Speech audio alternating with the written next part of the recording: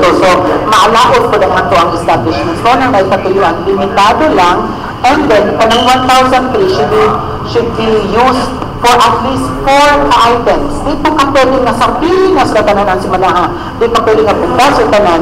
So, kanang po sa kasimana, mga tindahan, mula taon pila na ba ni imong gipalit lola, lolo, kay ano po ning puro raman ni gatas tanan.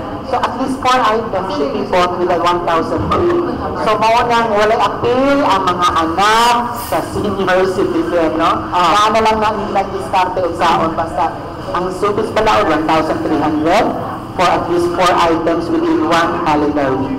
Pautanan dito sa laong na senior citizen. So, nato jadi, ako bitaw na sultuhan mo ko yun. Sultuhan ko. Malit na ko anak. Hindi na ko, senior citizen ko dahil. Ito sapan ko. Ikaw, ito itsura, senior citizen, kapata pa kayo naglayo. Paglayo. Oo, ako po ko ito. Sige lang. Good as it may. Kini Juan George, amot ang sa inyo ba rin, no? Kini bitang may limited ang needs sa senior citizen. But actually, kanan ka ng tinambutang nga from the sunrises in the east and sets in the west, kanang mga butang tingali, hindi nang napupuntahan sa senior citizen. Like vitamins for instance. Murag, hindi man included nga, kanang ang kikinang na sa mga senior citizen. Ang ibuhat, daga ang medisina, nga dahil na yung tingak na inom. Kaya you have to prolong the life of the senior citizen, di ba? Pinamera na mga. Ako lang, mamamag katinawan ho, clarification. At akong nai-limit na 1,300 only for grocery items. Pero pa sa mga medicine ninyo, mga food supplement, wala na siya limit, sir. Wala limit na po. Ako klaro na ang 1,003 only for basic na mga grocery items. Mga medicine o uban pa, wala limit as long as na-prescribe na sa inyong doktor. So, ay kinahanglan na prescription. Dahil 20% na, hindi na 5%, basta mga tampal, 20%. Basta Walang limit. Walang limit sa amount. Ang basis na nga ito is kung sa'yo prescribe.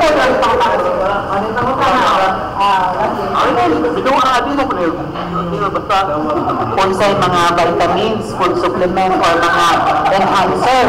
Siguro enhancer, kuno, uguban pa, no?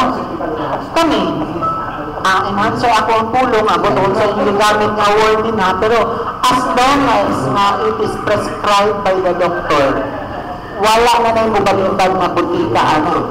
So, because of health reasons, kinahanglan mo gamit ka ng mga enhancer, hindi na ako nakaroon, as long as it is prescribed by medical practitioner. Dili natin sa influencer sa maraming mga baywan, kanang sobrang hindi barato, you should be suspect. Ang imong unaw na magduga na ka. Kasi, tama expiry dates din natin. Maraming mga noodles, mga nilatar. Tanawa na, iba si pinig ka ito barato, expiry na ikaw naglawa o gahapon. So, mura yung mga nakapin. Oo, na yung mga buy one, take one, 10% discount. Kaya pagtanaw dahil mo, expire lang gahapon. Pero, doon ang mga ingon nila na expire ang product. Napagulo na yung mga period na hindi siya cut-on, mga 3 to 6 months ko, no? Pero siya na ito, pag-determine na one particular product. Okay. Regarding expiry sa mga process ng mga foods, it's under the Department of Health.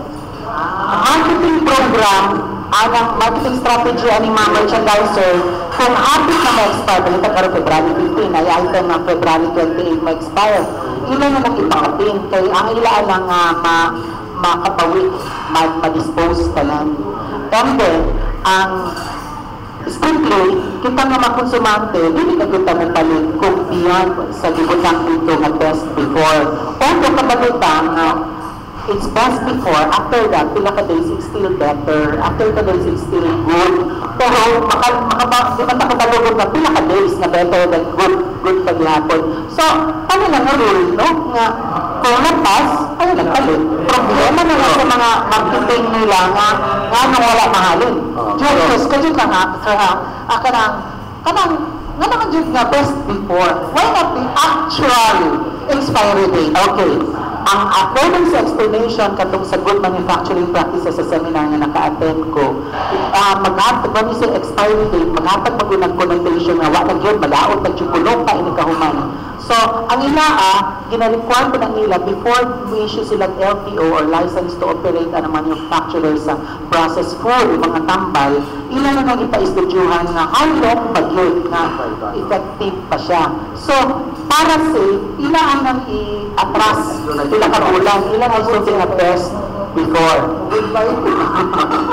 So, mauna nga, sir, nga, malakitang mga konsumante, pwede na lang ipunta mo palit kung beyond na sa best before na date. And before yan gani sa program, ako na ang ato ang ihulat na partner sa Developed Consumers Watch Group. Kay nabilang niya sa kailangan customer niya sa Valentine's. So, diretso na ito niya. Kay kasama natin yung concern.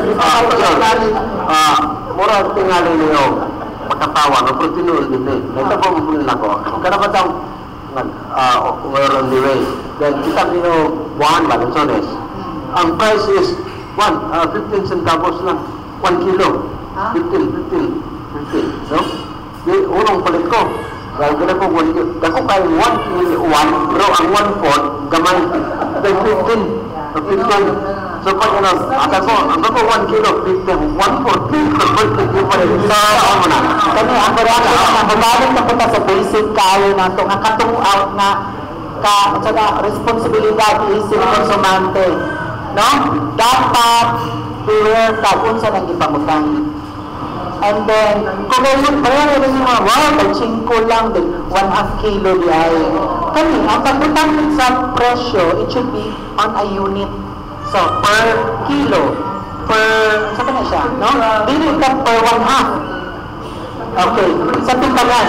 Ang nag-monitor sa timbangan is the city or the municipal treasurer's office.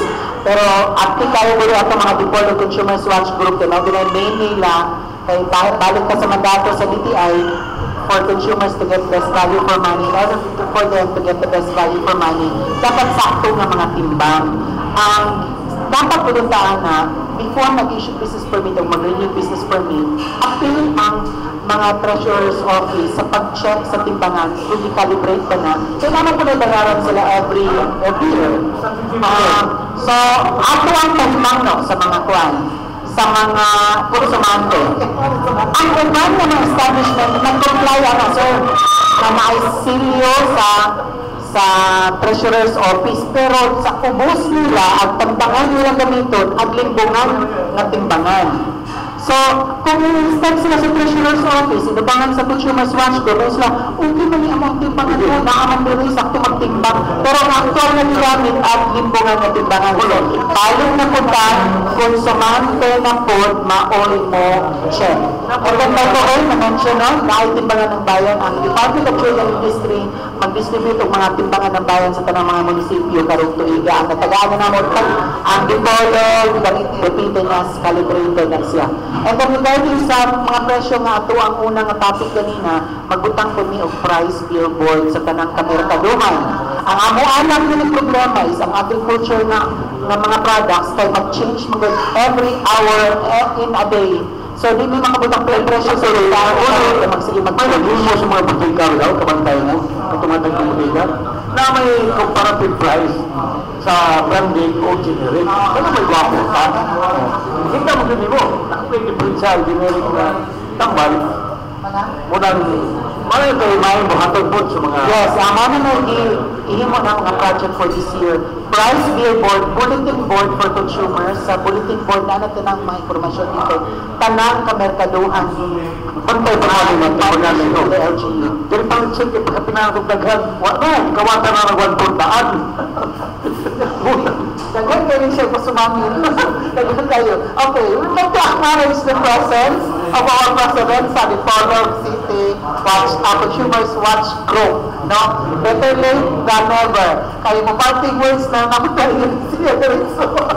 Engineer Michael Malagat. Mayong bulkan sa aton tanan, no? Sa aton mga ating pamilang. Pasensya na yun na kayo yung after Valentine's, mabiling kapit kay makabilang sila magita. Anyway, as ano na lang, as parting word, kaya parting sa Apo sa Red Cross, no? Na we would like to thank ato mga donors sa ato ang hinahimong bloodletting kahapon sa Lintasa because so far natako kayo ang ato ang outcome, no? We have collected 128 units. I think that's and we are so far sa mga nag-conduct of bloodletting activities sa February 14 kahapon, we're the second and the biggest in the region. So thank you to all our donors sa atong precious blood natin i-share, no? And also like to congratulate also the PNP CN that will be celebrating the foundation anniversary tomorrow. No? It's 24th foundation anniversary. Sa Buanga del Norte PPO, sa Buanga del Norte Provincial Police Office. Yeah. Okay. Yes. Kayo sa timbangan, please. Okay. Nakamatay time. Sa timbangan, nanatay panghatag ng mga calibrated na mga timbangan o kami sa Dipolo Consumer Watch Group still ka-continue na po, no, sa pag-monitor sa ato ang mga timbangan. Especially kanin yung mga transit sa transitory or mobile na mga timbangan, no, kanina sa mga vendors natin, sa mga fruits, especially kanin fruits, dako kayo sila dako kayo o kaltas, no, dako kayo siya kaltas. Usahay namin siguradangan din sa mga 1/4, almost 1/4 ang per kilo nga mawala. So in 1 kilo, you only got 3-4 kilo. So kung bumili ka ng 4 na kilo, kung ang mangga ay 30, sa 4 na kilo, imbis na 120, ang actual mo na nabili is actually 90 lang. No? 90 lang yung worth. Pero yung mangga ang binayaran mo, nagbayad ka ng 120. So nawalan ka ng 30. Yung 4 na kilo, yun ang nawala sa'yo. Oo. Kanin sa mga gasoline pumps nato, ang makausap nato is kalimang sa Department of Energy, no? But I think ang city government nato, no, is na mga CDO under the city treasurer, nagsige po sila monitor sa mga gasoline stations nato. And I think it's regular din talaga kasi sa gasolina may pimental sa likod. Kung sa pag-monitor ng fuel, sa ERP mo na, pero yung electricity mo ito ganito. Karon, sa una, hindi sila mo allow ng tao container, kay kung ano ka ng dangerous. Pero ito rin usas, hindi kayo nila. Kaya ka ng container, 1 liter mo din na. Kaya pag-give na mo So, maibawan na mo na nag-bayman sa, balik ka arang sa 1 liter. Katong allow ng container. Maibawan na mo. Maibawan na mo. So, una karon na kung na-register ito rin sa mga public station, kung mo atag na sila sa containers. Okay, yes, Bago na impormasyon na para medyo concerned po ng atuang mga patuloy. In the last monitoring na nakakuha ng DTI o the Department of Energy magaling mag-monitor, no? Dili sa Dipolo na ay 5 ka-gasoline stations na dili sakto ang ilang kuan ang i-dispose ng mga gasolina. So dapat careful pa, you should be very observant. Mga diluted products. Meaning, dili pure ba? Payahan mo. Dahil mo yung pineapple juice o pineapple na ako ka ng juice drink o ka ng pineapple juice drink. Dahil mo na. Dahil na, juice drink, magdagang tubig na, isita naman na pinatulang ka juice. Parang na namamalik po tayo tuba. Kaya lang tuba na po, kami na yung sagol tubig. Sa gulang ng tubig. Paparayan ako na sa mga inunon ng mga products. Sa may mga monitoran, may yapon o ang DTI? Sa gasoline, it's the Department of Energy. Naman na sila yung laboratory test at 2 years ago, nag-conduct sila din monitoring and enforcement. It's sad to say, wala sila furnish nato ganito sa resulta. Kay kada gasoline station nilang gikuhaan, no? Pero ato karo wala sila gahatag sa resulta to. And then, kanang nga nga, mo na gitawag na itong mislabeling. Galit, commercialized, then gitawag to siya kung saan klaseng variety, like DTI. So, mo na gitawag na mislabeling. Ang ahensya nga nag-cover ana, depende kung asa to siya nahuli, kung agricultural product, sa agriculture, kung sa DTI, but they can be charged with mislabeling.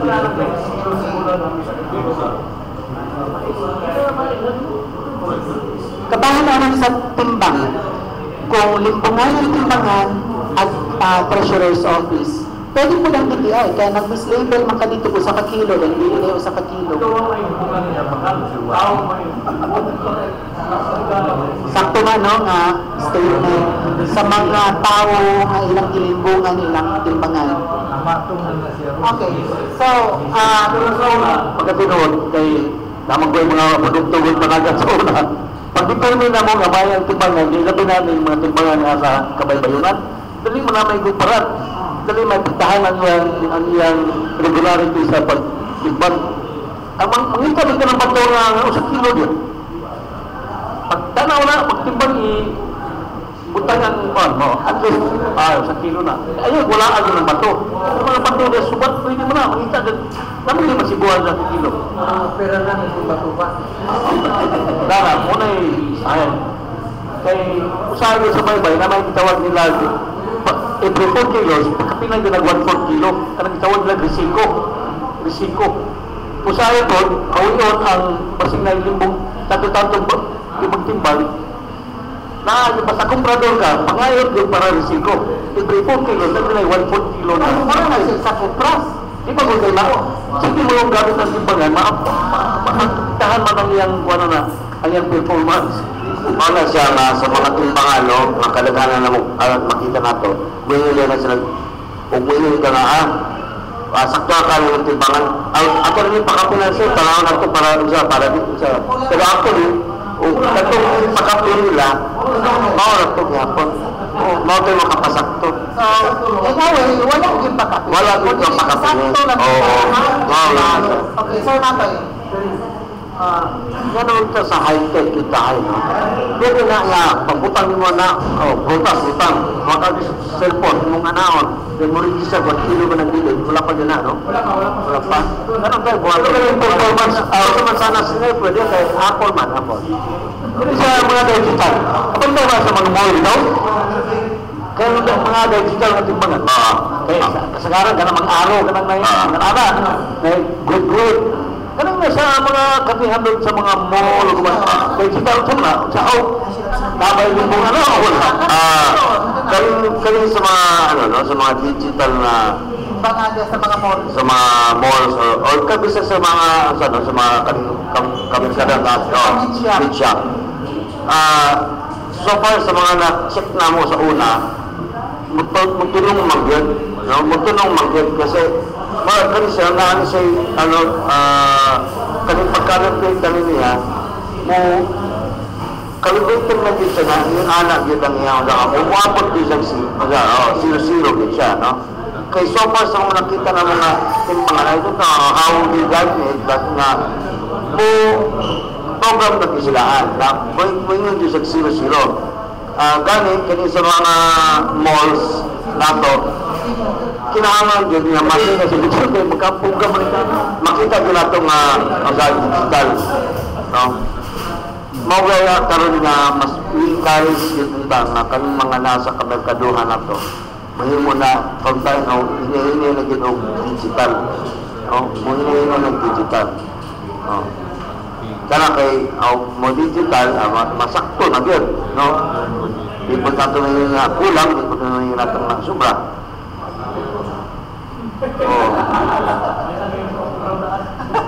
Okay. So, wala na tayong panahon, no? Serious na si Tax. Wala na tayong panahon. So, may galing kayo nakahabol ang ato ang sa Consumers Watch Group. Although, namin atong taga-DTI nga well-versed mo kaayo sa katanan bahin ang mga presyo sa itong mga palito. No? Kuman pa makatungod sa isip konsumante. So, wala itong panahon. Ngayon na lang ang words and statements gikan sa itong mga bisita karong buntaga. So, magsugod na rin sa ito ang kinakusgan na bisita ikan sa DTI na si Julio Salaveria ang ato ang convertible na panelist of guest karong buntaga. Dagan kay salamat sa paghatag og kaibigan sa Department of Trade and Industry nga clarify ninyo regarding atong situation sa mga prices. So, ato ng assurance sa ato ang mga tipaminaw na inyo ang buhatan sa Department of Trade and Industry naglantaw sa inyo ang welfare. So, among siguro, nakatulang sa mga products na ginamonitor na mo, those are all within suggested retail prices. And then, kanunay kami sa mga consumer education ng mga efforts na mga panghatay mga timbangan ng balance ng kadarkaduhan and price billboards also. And then, pasalamatan din nga namin partner, the Polo Consumers Watch Group Incorporated, karumulang sa Marso, ang mga atong i-expand ang ato ang consumer movement sa tanan ng mga munisipyo para nagkukulang hindi po ng mga ma-empower ng mga consumer groups medyo magkulang po ng gobyerno kay pila ramang gubutang ng mga empleyado paglantawan ng trabaho. So, magbilin lang ko usa ka quotation atong pagatuman vigilant consumer is the best protected consumer. So, ang mga binantayon ng konsumante mao'y pinaka-protektado ng konsumante atong buhaton tanan para malikayan nato nga kita na malibungan ani atong mga establishments. So, daghang salamat, and as always, bisan og kulang atong panahon, puhon balik ko diri as panelist sa bulan sa April makasingit ko uban nga mga issue bisan og lahi ang atong guests to ang topics. Daghang salamat sa tanan. Okay, salamat kay Jules nga nadakpan na yun ka na mo karong mga panahon para ma-explain any of these things. And also, here, Engineer Michael Malaga, please. Kami mismo sa Develop Consumer Watch Group, continue gyapon nga mag-monitor, no? Especially sa ato ang mga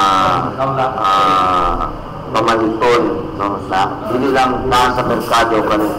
Importante kani nasa gawas sa merkado. Kaya kani sa mga butik kinahanglan din yung ma-monitor og maayo, no? And to our consumer also, let us be watchful din sa pagpalit, no?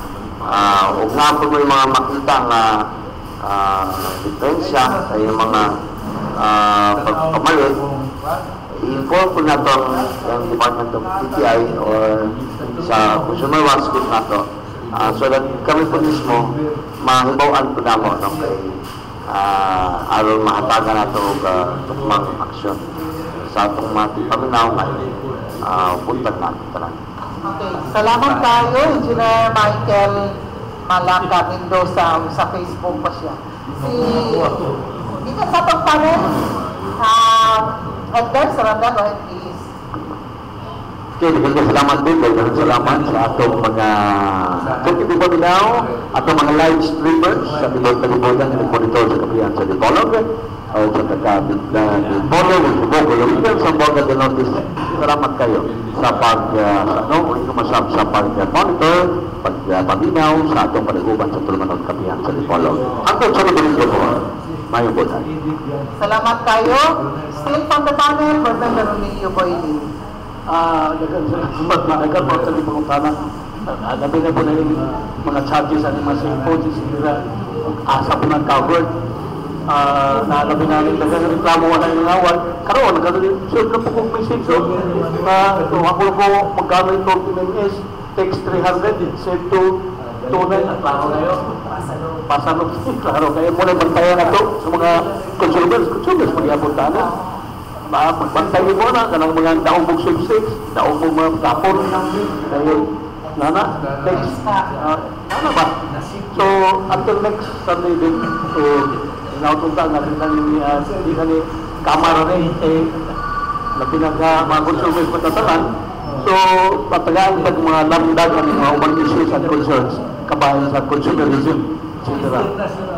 Thank you so much, Board Member Iboyli.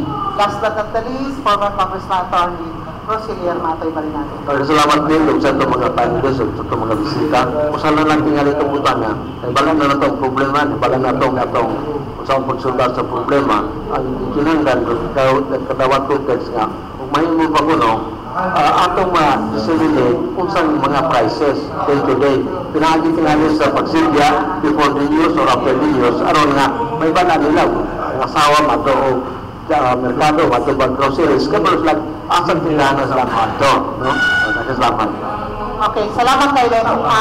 This coming Sunday, na-book na ang kay Dental Month daw. So, doon ay mga dentist matong bisita next Sunday. Kasi gusto mo magpapustiso, magpa-brace, uban pa.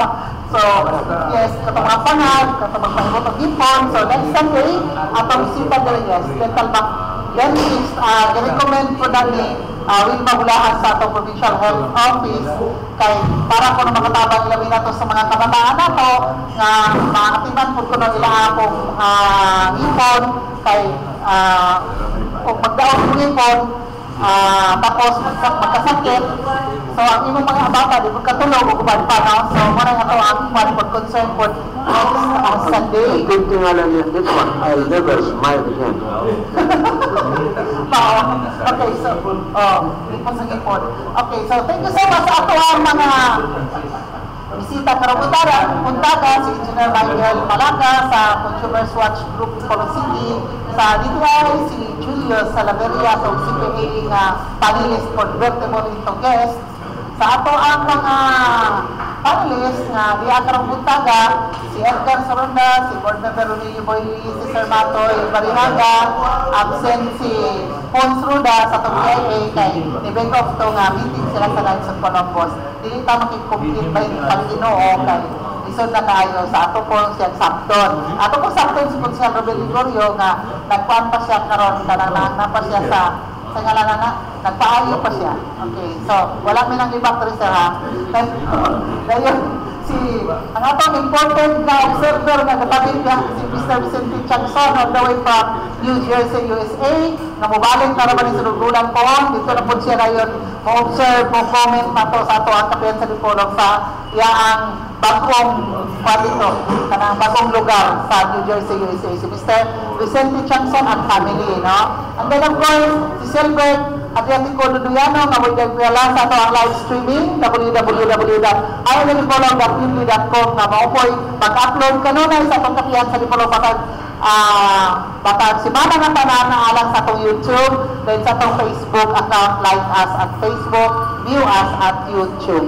Daghang salamat nga itong kantang silumba nga may nagdala sa ato ang tingog sa kanilang sa kanunay dito sa si Danny Luod. Daghang kay salamat Dan sa ikat makauban na magdiriwat ang Domingo sa atong official video, pero kanunay ka na sa istasyon o i-off si Danny di punta katingog. Dayon daghang salamat sa ato kang Mr. Mel Coronel, atong station manager sa IFM Lips Dialog IFM. Dayon, unsa man to? Hindi siya din pa dito mo injury lang ko sa kapiyan sa Dipolog na kayo yung ako. To God be the glory. Happy Sunday. God bless us all. Studio, take it away.